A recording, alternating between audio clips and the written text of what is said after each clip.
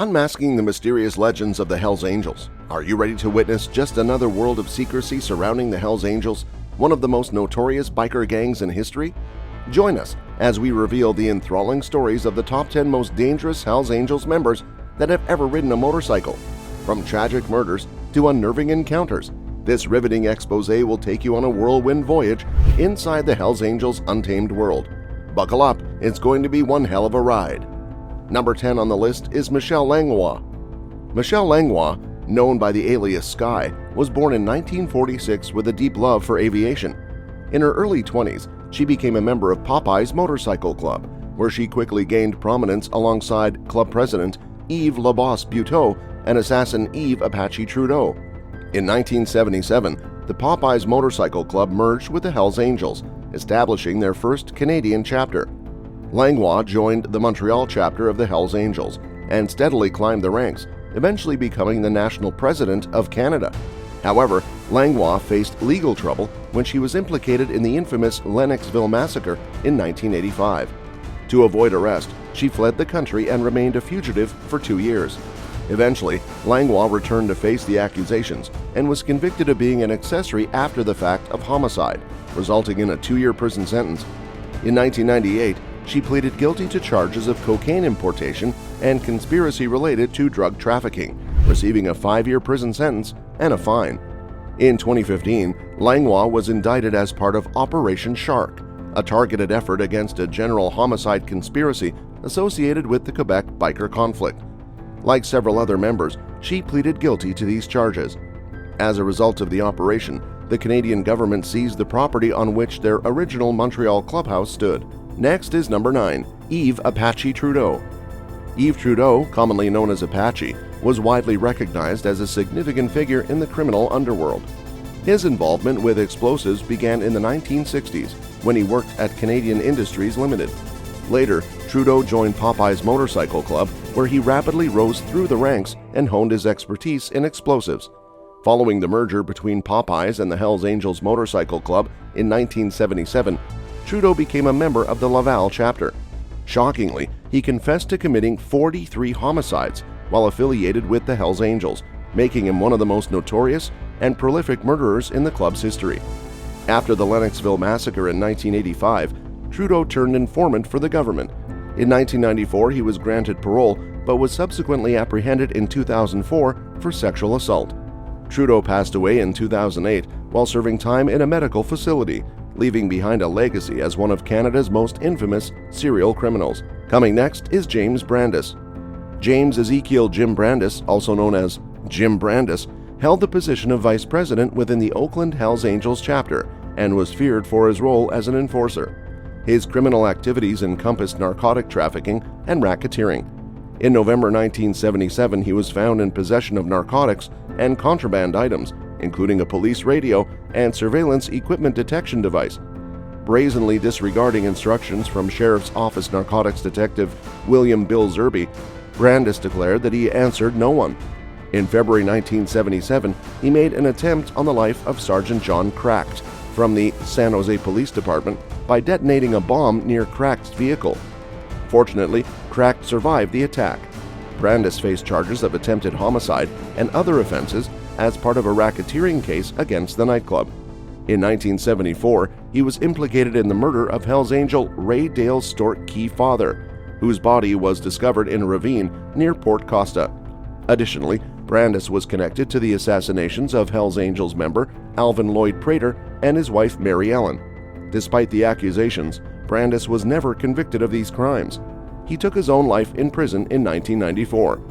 Another member of the Hells Angels chapter in Vallejo, Kenneth Owen, who had been accused of attempting to murder Zerby, passed away on July 4, 2016.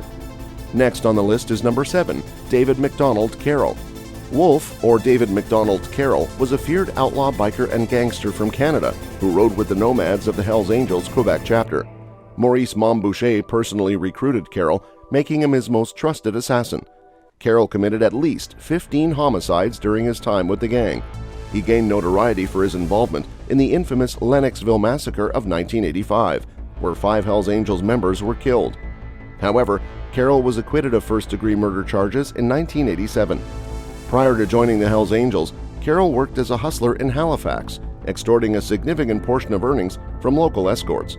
In 1988, he received a one-year prison sentence for living off the proceeds of prostitution, which led to legal complications. Carroll faced another trial for the death of a young man in Dartmouth, but was once again found not guilty of first-degree murder. In 2001, as part of Operation Springtime, Carroll was accused of 13 counts of first-degree murder. It was believed that he fled to Brazil, where he might have had a bank account containing at least $1 million. Sightings of Carroll have been reported in various countries, including Brazil, Mexico, Australia, New Zealand, South Africa, the US, South America, and Europe. The last known sighting of Carroll, according to Interpol notices, was in Australia in 2012, where he was reportedly residing. After Carroll is Robert Chico, who is number 6. Robert Chico Mora played a pivotal role in the early days of the Hells Angels Motorcycle Club, which was founded in Arizona in the late 70s. As the leader of the Dirty Dozen motorcycle group, Mora recognized an opportunity to align himself with the Hells Angels and bolster his criminal reputation. His criminal record included convictions for homicide, drug possession, illegal weapon usage, and wearing body armor. In 1984, when Mora and his Dirty Dozen gang joined the Hells Angels, the club experienced a significant surge in membership and influence in Arizona. However, in 1993, he was apprehended and charged with the murder of a member of a rival motorcycle organization. Mora was ultimately found guilty and received a life sentence without the possibility of parole. Despite his history of violence and criminal activity, Mora was highly regarded by members of the Hells Angels Motorcycle Club, who revered his legendary status within the organization. He passed away at the age of 58 in 2014 due to complications from diabetes. In remembrance of his memory, Hells Angels members participated in a 20-mile funeral procession. Moving on next is George Wethern. George Wethern, a former member of the Oakland chapter of the Hells Angels, held a significant position as the vice president within the organization. Although he departed from the group in 1970, he maintained connections with many of its members. Wethern's involvement in illicit activities began with the discovery of 3 bodies on his property in California. While he was not directly implicated in the homicides, he had entrusted the keys to his ranch to a debtor who was believed to be involved. During a subsequent search of the property, authorities discovered narcotics, weapons, and additional corpses. Wethern later became a state witness and offered information on the locations of the bodies in exchange for immunity.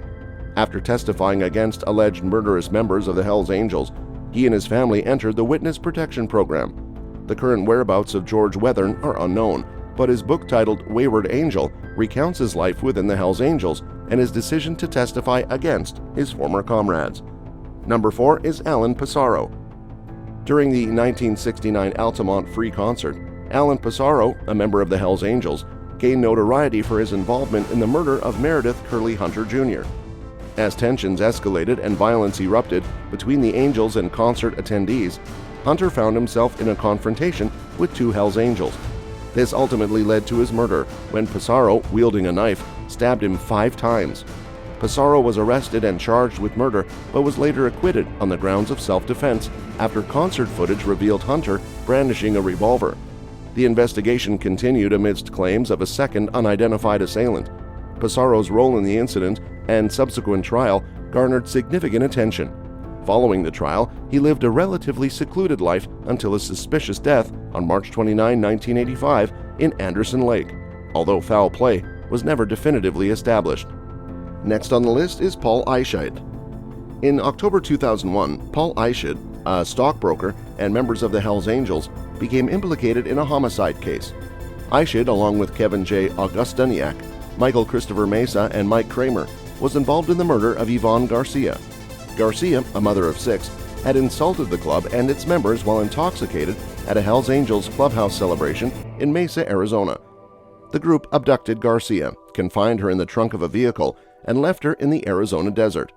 Eichscheid was apprehended in 2003 on charges related to drug trafficking, racketeering, kidnapping, and murder. Despite being on federal pretrial release with electronic monitoring, Eichscheid removed his bracelet and fled the country.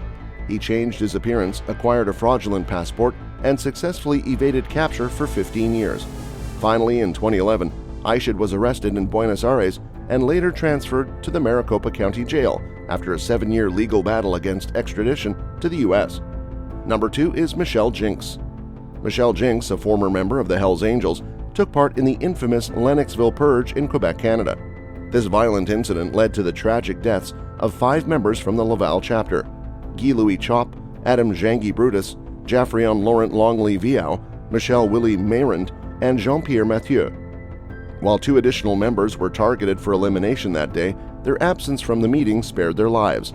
2 weeks later, another member named Claude Coco Roy was fatally shot by Jeunesse. The subsequent coroner's investigation revealed that a total of 41 Hells Angels members from various chapters were involved in these murders. The victims were placed in sleeping bags, weighed down, and disposed of in a river. This event, known as the Lennoxville Massacre, was initially perceived as a sign of the gang's decline in Quebec. However, contrary to expectations, the Hells Angels unexpectedly grew stronger in the following years. Michelle Jinks, after serving a life sentence for the murder of Claude Roy, was granted complete parole in 2010. During her parole hearing, Jinks admitted that Roy was killed for violating the Hells Angels' drug regulations and for suspicion of being a police informant. Jinks claimed that at the time of the incident, she was attempting to extract information from him. Last on the list is Maurice Boucher. Maurice Mom Boucher, born on June 21, 1953, was the former leader of the Hells Angels motorcycle gang's Quebec chapter. Boucher had a troubled upbringing and turned to a life of crime at a young age. Dropping out of school, he resorted to burglaries and armed offenses to sustain his drug addiction. After serving time for armed larceny in 1975 and being involved in home invasions in 1978, Boucher joined the SS, a white supremacist motorcycle organization that eventually transformed into the Hells Angels. His ascent in the ranks was swift, and in 1987, he became a member of the notorious Hells Angels Montreal chapter. Boucher went on to establish the Nomads chapter of Hells Angels in 1995, earned a reputation for brutality, deceit, and involvement in the drug trade. His actions sparked a fierce rivalry among rival biker gangs, resulting in numerous casualties and injuries. As we come to the end of the video into the Hells Angels' dark underbelly, we hope you've gotten a better knowledge of the great personalities who have made an indelible stamp on the history of the outlaw motorcycle gangs. These top 10 dangerous Hells Angels members are a complicated mix of celebrity, violence, and mystery. Now we know about the surroundings of Hells Angels and the influence they've had on the history and culture of outlaw biker gangs. Thank you for watching. We hope this video has inspired you to delve deeper into the world of finance. If you enjoyed this content, don't forget to like, share, and subscribe to our channel for more updates and trends.